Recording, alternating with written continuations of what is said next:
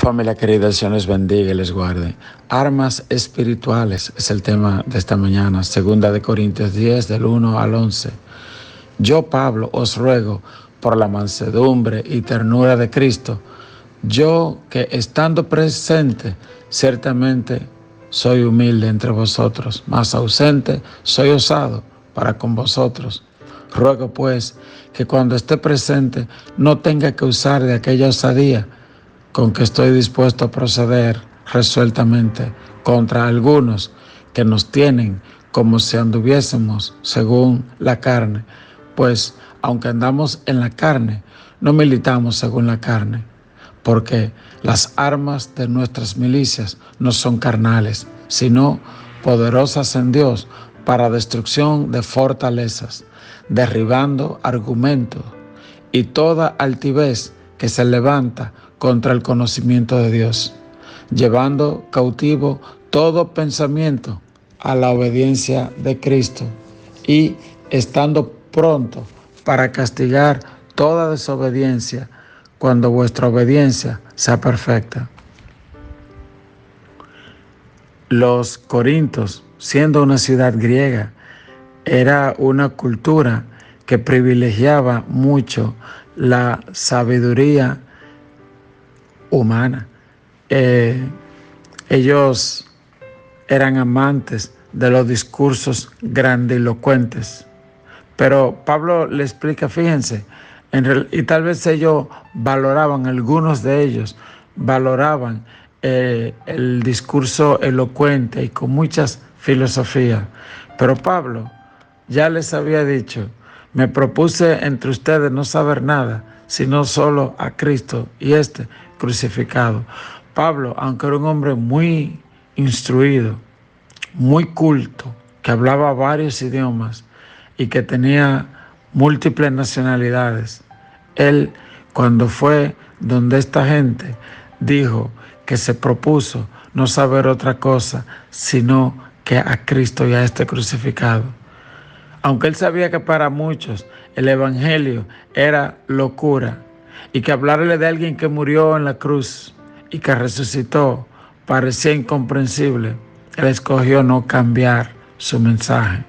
Él no buscaba agradar a hombres, él buscaba predicar la palabra tal y como le fue encargado.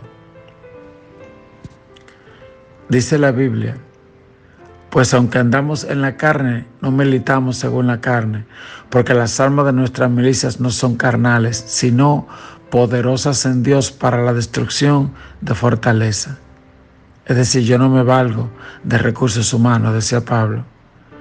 Y el verso 5 dice algo muy interesante, dice, derribando argumentos y toda altivez que se levanta contra el conocimiento de Dios y llevando cautivo todo pensamiento a la obediencia a Cristo. Es decir, hay que tener mucho cuidado cuando queremos aplicar razonamientos humanos contra las verdades eternas. Nuestra mente finita y sesgada llega a conclusiones muchas veces según lo que entendemos que mejor nos conviene. Pero la palabra de Dios es eterna, es veraz y no cambia. Lámpara es a mis pies tu camino, tu palabra, y lumbrera a mi camino.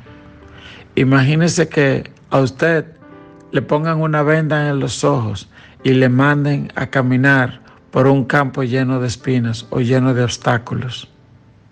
Usted tropezaría y se caería y se heriría. Pero si de repente te quitan la venda y además de eso hay luz en el camino, tú sabes bien por dónde debes caminar. A eso se refiere la Biblia cuando dice lámpara es a mis pies. Está diciendo que cada paso que damos, cada pensamiento que albergamos en nuestra mente y corazón, cada palabra que permitimos que salga de nuestros labios, debe estar filtrada, evaluada por la palabra de Dios.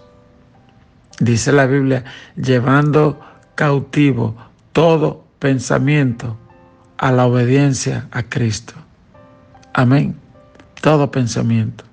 Lo que pensamos de nuestros semejantes, de nuestro trabajo, de nosotros mismos, porque también dice la Biblia, ninguno tenga más alto concepto de sí del que deba tener. Porque muchas veces podemos creernos superiores a los demás. El verso 7 continúa diciendo, miráis las cosas según la apariencia. Si alguno está persuadido en sí mismo de que es de Cristo, esto también piense por sí mismo, que como Él es de Cristo, así también nosotros somos de Cristo. Porque aunque me gloríe algo más todavía de nuestra autoridad, la cual el Señor nos dio para edificación y no para vuestra destrucción, no me avergonzaré, para que no parezca como que os quiero amedrentar por carta, porque la verdad, dicen, las cartas son duras y fuertes, mas la presencia corporal débil y la palabra menospreciable. Uno lee este tipo de cosas y tiene hasta que reírse, porque los falsos maestros decían, Pablo en palabra las cartas son duras, pero cuando él viene aquí él no es la gran cosa.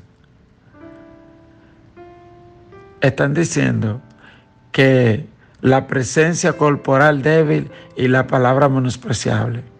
Presencia corporal débil. No tenemos tal vez una foto o descripción física de por qué a él le decían que su presencia corporal era débil. Tal vez lo vean un hombre manso, humilde, cortés. Pero como dice alguien, lo cortés no quita lo valiente.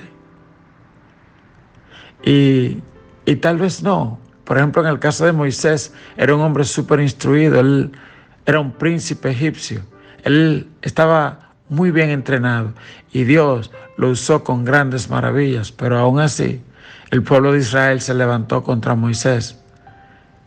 Y en más de una ocasión, hasta quiso apedrearlo. Y entonces podemos saber que esta rebeldía y la forma de menospreciar a los hombres de Dios no viene por su apariencia física, sino que viene influenciado del mismo infierno. Es Satanás, el enemigo de la justicia, quien puede influenciar nuestro pensamiento y hacernos inclusive irrespetar a nuestros padres, a nuestras autoridades. Pero Pablo dice, las armas de nuestras milicias no son carnales, sino poderosas en Dios para destrucción de fortalezas. ¿Qué es una fortaleza?